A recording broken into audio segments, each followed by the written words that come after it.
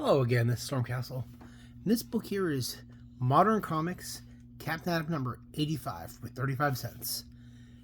Okay, so Modern Comics, after getting a hold of Charlton rights, reprinted Captain Atom 83, 84, and 85 as a 3-pack of books, which have Captain Atom in the first 3 Ted Kord Blue Beetles books. And eventually they did some more Captain Atom and Blue Beetle stuff. These books originally came out in the 60s, but they were reprinted in the 70s. And then at first, in the 60s and earlier, Dan Garrett was a Blue Beetle. And then when Steve Ditko came to it, he changed it over to being Ted Kord. So, and because I really love Ted Kord as Blue Beetle, it's my favorite Blue Beetle, and enjoy it, I'm going to do a read-through of stuff. So we got another Blue Beetle story. We did part 1 of this, and this is part 2. So we're going to jump into this and read this along. It says,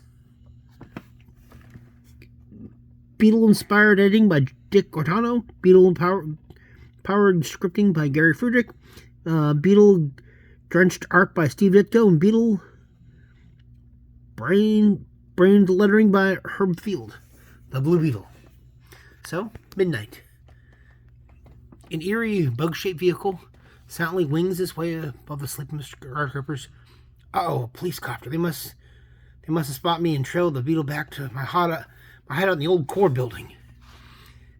As the unsuspecting police pass overhead, don't think they spotted me. It's a good thing I installed a underwater entrance to my laboratory. So, with the police no longer a disturbing factor, the Beetle ship continues the voyage along river bottom. Should be nearing the entrance now. I hope my radar antenna are working. Interesting design style. I do kind of like the way the Beetle seems to rotate its metal, but I don't know if that's just a design of the ship does it that way, or if the actual Beetle bug actually used to rotate. Ah, there's the entrance door. Now I'll just press the button, the door should open. In a matter of seconds, the Beetle ship is inside a water-filled tunnel leading to the Beetle lab. Now it's to close the doors. I'm snug as a bug in a rug, or perhaps I should say, Beetle ship. Then the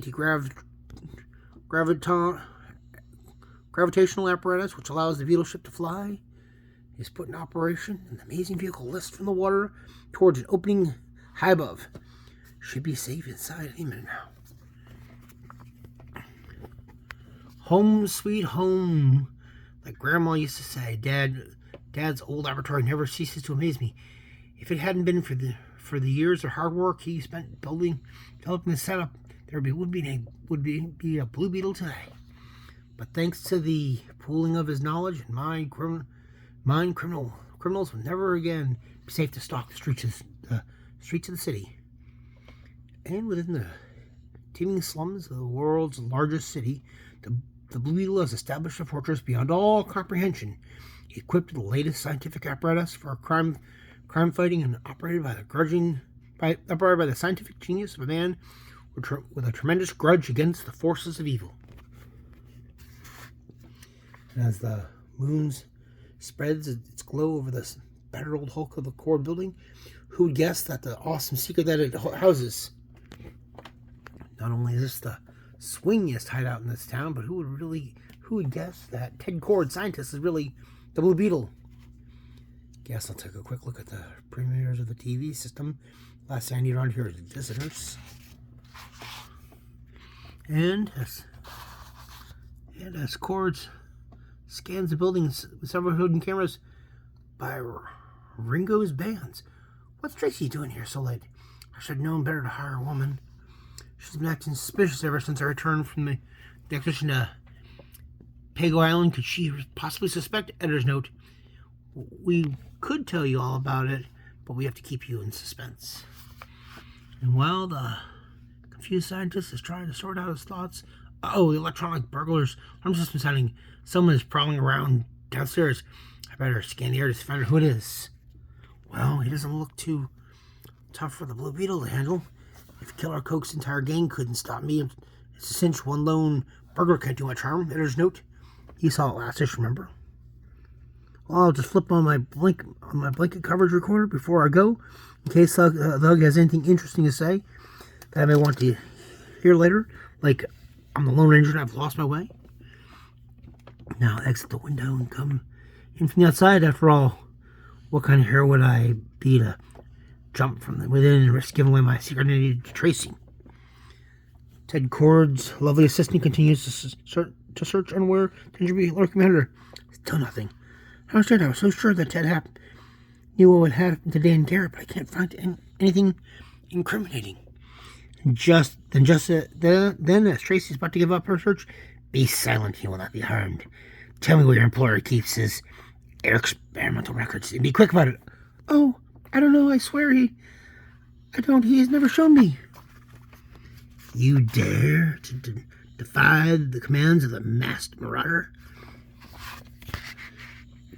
It can be, if you can be of no assistance, to me, your life is no longer a thing of value, and you shall be disposed of.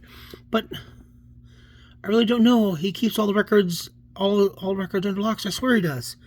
However, just as the things look dearest for a helpless heroine, well, now ain't that cute? Wearing a mask and threatening a fair maiden, Jesse James, I presume. Well, Mr. James, here's a friendly love tap from the Blue Beetle. What? You're not Jesse James? Well, even superheroes make mistakes sometimes. And let me apologize. My own inimitable manner. Kloom. Ever been bashed by a beetle buddy? That's got to be the first time for everything. Kathunk. And now, just to make sure you don't go away mad, here's one for the road. Bloop. Well, glad I see you knocked sense in your head. Continue after next page. Is that a gun?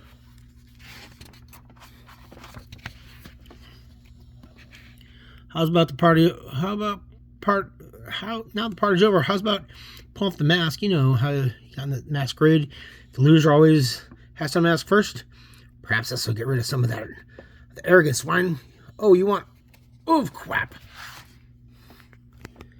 Now you shall pay for your insolence, and you should feel the might of the masked marauder. Swish. Oof. Look out. Stop, you can't hit a man while he is down. That's not fair.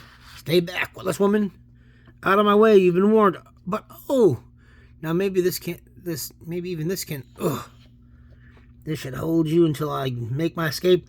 When next we meet, you will not get us alive. Thud. He's escaping. Don't just lie there, do something. Arg, my head, everything's spinning. Are you alright? Of course I'm alright. I always go around getting clobbered over the head with solid oak stools. It's good for my brains.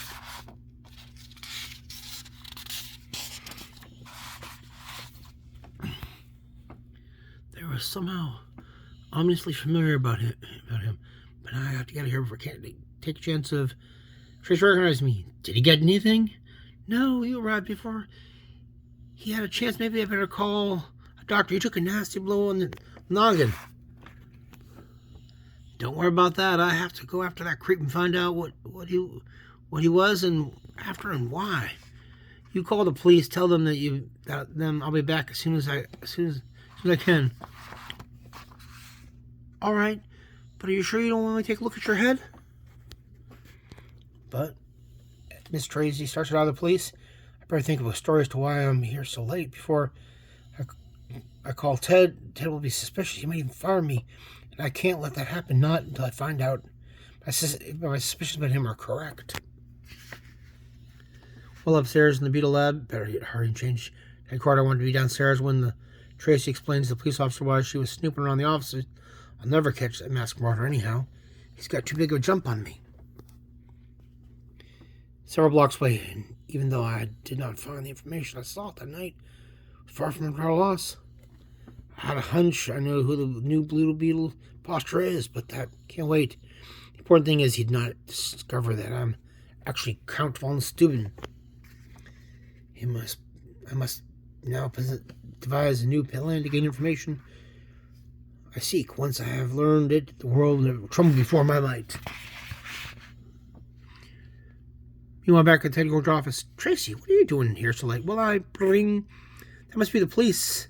It's been so exciting. Some costume character who called himself the Blue Beetle, Blue Battler or something like this was just here. Well, good evening, Miss. Detective Fisher of Homicide, and this is Sergeant O'Hara. I'm so glad you're here. It's about, I want to call about the break-in. Oh, I wouldn't know about that, Sergeant. Sergeant O'Hara will listen to you, but I'm after Mr. Corder. He'd like to ask me a few questions. Me? But why? I haven't broken any laws. Not since I was a kid, anyways. I wasn't trying to fire hydrant, if that was what you're talking about. Not exactly. And if I were wearing your shoes, I wouldn't be cracking jokes. If you could just come to the station with us, we'd like to talk about the murder of Dan Garrett. As those ominous words keep ringing in Ted's ears, all the fears he's kept locked deep with him since that fateful day on Pago Island suddenly leaped to his tortured brain. Dan Garrett? I never heard of him. How could I possibly know about his murder? That's what we plan to find out, Mr. Cord. Could it be true? At least now we'll have the truth, perhaps. What happened to Dan Garrett, the old Blue Beetle?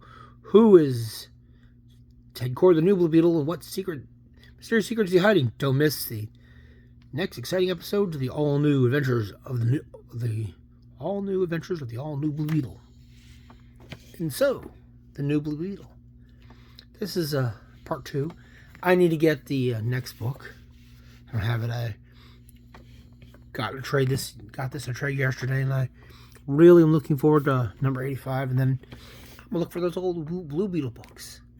Hoping you're enjoying this, and I hope you join me for the next one. Anyways, this is Stormcastle saying if you enjoyed this, please hit the like button. It really helps me out. Comment if you enjoyed me doing superhero stuff, and what else you'd like to see, and subscribe if you haven't, and share the video if you could. Thank you. Have a good day.